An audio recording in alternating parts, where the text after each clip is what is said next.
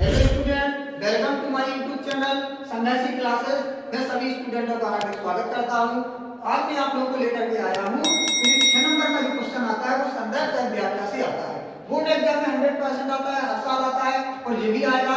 आप लोगों को मैं याद दिलाना चाहता हूं कि आप लोगों के मन में ये जिज्ञासा हो रही होगी, आप लोगों के मन में एक टेक्निक हो रही होगी, आप लोगों के मन में एक तकनीक होना चाहिए कि आखिर इस क्वेश्चन को हम किस प्रकार से लिखें। और आप लोगों के मन में एक सवाल भी उठ रहा होगा कि सर जी हमसे भी कई प्रकार के स्टूडेंटों ने क्वेश्चन पूछा है, सर जी बताइए इस संदर्भ सह व्याख्या को आकर कैसे लिखा जाएगा। तो सबसे पहले हम बताते हैं और बोर्ड एग्जाम में वही बताते हैं कि किस प्रकार से क्वेश्चन आता है। जैसे आप लोगों को 2018 का पेपर लेकर के आया हूं, इसमें आप लोगों को ऊपर एक पैराग्राफ दिख रहा है जिस संदर्भ सह व्याख्या से रिलेटेड है। ये तीसरे नंबर का क्वेश्चन है। प्रश्न नंबर जो तीसरा है, तीसरे का का और खा में दो क्वेश्चन रहते हैं। इसमें से आपको ऑप्शन रहता है कि एक क्वेश्चन अटेम्प्ट करना है। ऐसे हमने तीसरे का जो का नंबर का क्वेश्चन है, इसमें हमने पहला क्वेश्चन आप लोगों को बताया है। पहले क्वेश्चन में संदर्भ सह व्याख्या जो है यही अटेम्प्ट करके हम आप लोगों को बता रहे हैं। हो सकता है कि पहला जिसका नाम है तो वो दूसरा भी कर सकता है। मतलब का में दो क्वेश्चन रहते हैं। तो दो क्वेश्चन में सबसे पहला जो क्वेश्चन है आप लोगों को मालूम होना चाहिए। सबसे पहले हम पैराग्राफ को पढ़ते हैं जो हमें जानकारी होना चाहिए जिस किस चैप्टर से लिया गया है। तो चैप्टर से लिया गया कैसे जानकारी लगेगी। तो सबसे पहले स्टूडेंट हम यही सलाह आप लोगों को देना चाहता हूं कि पहले से लेकर लास्ट तक के जितने भी चैप्टर हैं, जितने भी आपके गद्य में चैप्टर हैं, सबसे पहले उनको अभी से पढ़ करके क्लियर कर लीजिए, जिससे आप लोगों को रटना नहीं है, उस चैप्टर को याद नहीं करना है। आपको इतना ध्यान देना है कि कहीं से भी टॉपिक उठ जाए हमें ये जानकारी मिल जाए कि ये फलाने चैप्टर से लिया गया है और इसके लेखक कौन है। समझ में आई बात। इसलिए आप लोगों को पहले इन चैप्टरों को पढ़ लेना है जिससे आप लोगों को जानकारी पेपर में हो जाए कि फलाने चैप्टर से लिया गया है। ठीक है। इसके बाद आप लोगों को कि मन में ये जिज्ञासा हो रही होगी कि सर जी पेपर में किस प्रकार से लिखें। तो सबसे पहले एक हंसिया इस प्रकार से खींच देते हैं पटरी से और हंसिया के अंदर इस साइड में आप लोग प्रश्न नंबर या प्रश्न संख्या तीसरे का जैसे हमने काम किया तो तीसरे तक का लिख देंगे, जिससे और ऐसे इसको अंडरलाइन कर देंगे इसके से या मोटी पेन चल रही होगी कोई किस प्रकार, मतलब इस प्रकार से हेडिंग टाइप को दिखना चाहिए जिससे एग्जाम में साफ साफ अच्छी राइटिंग में लिख देखते हुए अच्छे नंबर दे सके आप लोगों को। और आप लोग संदर्भ सह व्याख्या जहां से भी करते हैं वहां का पहले टॉपिक की एक दो अक्षर लिख दीजिए, दो टॉपिक के लास्ट के अक्षर लिख दीजिए, जिससे एग्जाम में समझ सके स्टूडेंट ने यहाँ से संदर्भ सह व्याख्या शुरू की तो यहाँ पर इसका अंत कर दिया। समझ में आई स्टूडेंटों। तो सबसे पहले इसमें 3 क्वेश्चन रहते हैं। कितने क्वेश्चन? 3 क्वेश्चन जो साफ साफ आप लोगों को दिख रहे हैं। कितने इसमें कितने क्वेश्चन है? 3। जैसे हमने फर्स्ट नंबर का डाला, इसमें लिखा है उपरोक्त गद्यांश का संदर्भ लिखिए। उपरोक्त गद्यांश का संदर्भ लिखने का मतलब है हमने फर्स्ट नंबर का यहाँ पर डाल दिया और हेडिंग डाल दी संदर्भ। डाल दी स्टूडेंटों हेडिंग संदर्भ।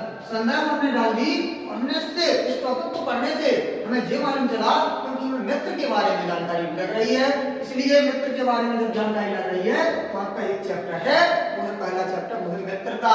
मित्रता बहुत मोस्ट चैप्टर है स्टूडेंटों, मित्रता बहुत मोस्ट चैप्टर है। इससे अधिकांश चैप्टर की संदर्भ सह व्याख्या इसी से उठ जाती है। ममता चैप्टर है दूसरे नंबर का, मतलब आप लोगों को जयशंकर प्रसाद ने ममता चैप्टर लिखा है, इसलिए पहला चैप्टर जो आप लोगों को बताया गया है इसमें मित्र के बारे में जानकारी मिलती है इस टॉपिक पर। इसलिए संदर्भ में हमने क्या लिख दिया? प्रस्तुत गद्यांश। हमारी पाठ्य पुस्तक गद्यांश गद्य का होता है तो गद्यांश लिख देते हैं, पद्य का होगा तो पद्य का हम संदर्भ सह व्याख्या आप लोगों को अलग से बताएंगे।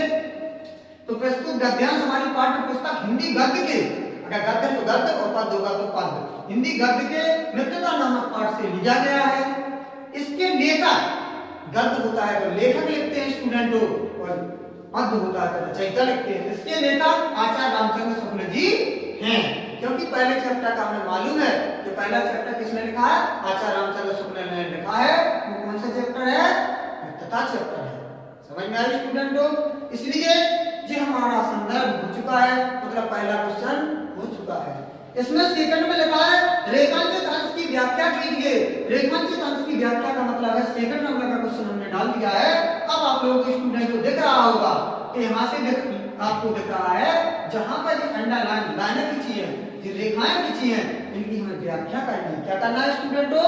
व्याख्या करना है। तो एक चीज ध्यान दीजिए, अब कई लोगों के मन में ये उठ रहा होगा कि सर जी इसकी व्याख्या कैसे लिखें। तो व्याख्या आपकी किताबों में आपको समझाया होगा, तो मतलब उसका थोड़ा बहुत अर्थ इधर उधर चेंजिंग कर देते हैं और इसी प्रकार से अगर हम इधर के उधर चेंजिंग करके इधर के उधर लिख भी देते हैं तो हमारी व्याख्या सही मानी जाती है। हमारी मेन क्या है, गद्य में मेन टॉपिक क्या रहता है कि हमारा सही होना चाहिए संदर्भ। क्या होना चाहिए स्टूडेंट को, सही संदर्भ होना चाहिए सही। अब एक तीसरे नंबर का क्वेश्चन आता है, क्योंकि इसमें 3 क्वेश्चन पूछे जाते हैं। तीसरे नंबर का जो क्वेश्चन है वो कोई भी पूछा जाए, मतलब जो गद्य ऊपर से नीचे तक का लिखा है वो इसी में से मिल जाता है आंसर। क्या किस में से मिल जाता है, इसी में से आंसर मिल जाता है। तो इसी से हम ढूंढ कर लिख देते हैं। तो आप लोगों को जानकारी होना चाहिए कि आप लोगों को जानकारी होना चाहिए कि अगर इसमें 3 क्वेश्चन पूछे जाते हैं तो दोनों क्वेश्चन 2-2 नंबर के होते हैं तीनों। जब तीनों क्वेश्चन 2-2 नंबर के होते हैं तो हमें जानकारी होना चाहिए 6 नंबर का क्वेश्चन बनता है। कितने नंबर में स्टूडेंटों, 6 नंबर में। तो हमने जिस प्रकार से आप लोगों को तरीका बताया उसी प्रकार से आप लोगों को क्या करना है, याद करना है उसको। उसी प्रकार से आप लोगों को उसको फेरना है, उसी प्रकार से आप लोगों को उसको बोर्ड एग्जाम में लिखना है। जैसे हेडिंग बाय हेडिंग हमने आप लोगों को बताया है, इसको लिख करके इसी तरीका के हमने आपको बोर्ड एग्जाम में लिखना है। मेरी सभी आप लोगों से यही रिक्वेस्ट है कि सबसे पहले चैप्टर है इनके जितने चैप्टर आप लोगों को पढ़ लेना है, उनको रटना नहीं है, उनको याद नहीं करना है। आप लोगों को क्या करना है, उनको चैप्टर पढ़ के क्लियर कर लेना है, जिससे आप लोगों को वहां पर जानकारी लग जाए कि कहीं से भी टॉपिक उठ कर दिया है, जिससे जानकारी लग जाए कि ये चैप्टर फलानी चैप्टर से लिया गया है। समझ में आई स्टूडेंटों? तो अगर मेरी वीडियो आप लोगों को अच्छी लगी हो तो आप लोग सभी इसको लाइक और शेयर करें, दूसरे अपने मित्रों के साथ शेयर करें, मित्रों को जोड़ें और अपने भविष्य का उद्धार करें, बोर्ड एग्जाम में अच्छे से अच्छे नंबर प्राप्त करें। मेरा सभी से यही अनुरोध है, मेरा सभी के साथ आशीर्वाद है। मैं सभी के साथ अगर किसी को कोई समस्या होती है तो आप लोगों को मेरा नंबर यहीं पर मिल जाएगा और नंबर के साथ में आप लोगों को मेरा एड्रेस भी मिल जाएगा। हमसे आप लोग संपर्क कर सकते हैं और आप लोगों को ऐसी मेहनत करना है कि आप लोगों को भविष्य के अकॉर्डिंग आप लोगों को अच्छे से अच्छे नंबर प्राप्त करके अपने भविष्य को उज्जवल बनाना है। आज के लिए इस कक्षा में इतना ही। जय हिंद।